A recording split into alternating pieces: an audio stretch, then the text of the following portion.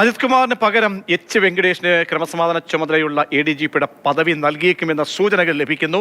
അതിനിടെ Pathanamthitta SP Sujith ദാസിനെ suspend ചെയ്തിട്ടുമുണ്ട്. വിവരങ്ങളുമായി ആനന്ദകൃഷ്ണൻ ചേരുന്നുണ്ട്. അനന്തൻ, ADGP MR അജിത് കുമാറിനെ മാറ്റിക്കൊണ്ടുള്ള ഉത്തരവ് അത് എപ്പോൾ ഇറങ്ങും? പകരം ആ സ്ഥാനത്തേക്ക് ആര്? ഒപ്പം ഈ വിവാദങ്ങളിലെ അന്വേഷണം DGP റാങ്കിലുള്ള ഏത് ഉദ്യോഗസ്ഥൻ അന്വേഷിക്കും? പ്രജീഷ്, PV അൻവർ MLA അഴിച്ചുവിട്ട കൊടുങ്കാറ്റിൽ കേരള പോലീസിലെ സർവാധികാരിയുടെ കിരീടവും സിംഹാസനവും നഷ്ടപ്പെട്ടിരിക്കുകയാണ്. ഇനി ആ സ്ഥാനത്തേക്ക് ആരാണ്, ADGP ലോ ആൻഡ് ഓർഡറായിട്ട് ആരെയാണ് സർക്കാർ തീരുമാനിക്കാൻ പോകുന്നത് എന്നത് അടക്കമുള്ള കാര്യങ്ങളിലാണ് ഇനി നമുക്ക് ഉത്തരം വേണ്ടത്. ഒന്ന്, ADGP ലോ ആൻഡ് ഓർഡറായിട്ട് ആരെ നിയമിക്കും? MR അജിത് കുമാറിനെതിരായ അന്വേഷണത്തിന് നിയോഗിക്കപ്പെടുന്നത് ഏത് DGP ആയിരിക്കും? അതിനൊപ്പം തന്നെ പോലീസിൽ പൂർണ്ണമായൊരു അഴിച്ചുപണിയിലേക്ക് കാര്യങ്ങൾ പോകുമോ എന്നുള്ളതാണ്. നിലവിൽ ADGP ലോ ആൻഡ് ഓർഡറായിട്ട് പരിഗണിക്കുന്നത് 3 പേരുകളാണ്. അതിൽ പ്രധാനപ്പെട്ട പേര് ക്രൈംബ്രാഞ്ച് മേധാവി എച്ച് വെങ്കടേഷിൻ്റെ പേരാണ്. അദ്ദേഹത്തിനാണ് ഇപ്പോഴും മുൻഗണന ഉള്ളത്. മറ്റൊരു പേര് ജയിൽ മേധാവി ബൽറാം കുമാർ ഉപാധ്യായയുടെ പേരാണ്.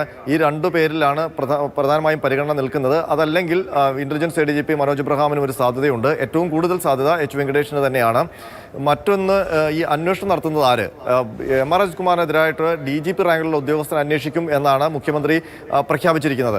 അപ്പോൾ 3 പേരാണ് നിലവിൽ DGP റാങ്കിലുള്ളത്. ഒന്ന് സംസ്ഥാന പോലീസ് മേധാവി ഷേഖ് ദർവേസ് സാഹിബ്, മറ്റൊന്ന് വിജിലൻസ് ഡയറക്ടർ യോഗേഷ് ഗുപ്ത, പിന്നീടുള്ള DGP എന്ന് പറയുന്നത് ഫയർഫോഴ്സ് മേധാവി പത്മകുമാറാണ്.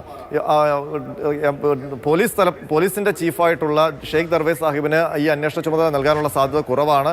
ഒന്ന്, അദ്ദേഹം പോലീസിന്റെ തലപ്പത്തിരിക്കുന്നു. മറ്റൊന്ന്, ഈ ADGPയും അദ്ദേഹവും തമ്മിൽ അത്ര സ്വരച്ചേർച്ചയില്ലായ്മ ഉണ്ട് താനും. അപ്പോൾ ആ അന്വേഷണം നീതിയുക്തമാകില്ല എന്നുള്ളൊരു അഭിപ്രായം ഉയർന്നേക്കും. അതുകൊണ്ട് യോഗേഷ് ഗുപ്തയ്ക്കോ പത്മകുമാറിനോ ആണ് അന്വേഷണ ചുമതല നൽകാനുള്ള സാധ്യത. അതിൽ പത്മകുമാറിന് കൂടുതൽ സാധ്യത ഏറുകയാണ്. കാരണം യോഗേഷ് ഗുപ്ത തനിക്ക് തിരക്ക് പിടിച്ച ജോലികളുണ്ട് എന്ന് അറിയിച്ചിട്ടുണ്ട്. അപ്പോൾ ആ ഒരു ഘട്ടത്തിൽ പത്മകുമാറിന് തന്നെയാകും അന്വേഷണ ചുമതല വരാനുള്ള സാധ്യത. ഇത് സംബന്ധിച്ച് ആഭ്യന്തര വകുപ്പിൽ ചർച്ച നടക്കുകയാണ്.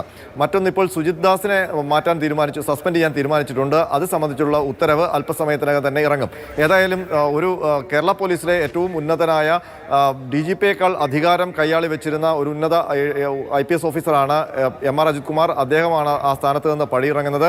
മാത്രമല്ല, അദ്ദേഹത്തിനെതിരെയുള്ള അന്വേഷണ പ്രഖ്യാപനം അടക്കമുള്ള കാര്യങ്ങൾ പ്രഖ്യാപിച്ച മുഖ്യമന്ത്രിയുടെ രീതിയും ശ്രദ്ധേയമാണ്. കോട്ടയത്ത് നാട്ടകത്ത് കേരള പോലീസ് അസോസിയേഷന്റെ സംസ്ഥാന സമ്മേളനത്തിന് സമാപന ദിവസമായിരുന്നു.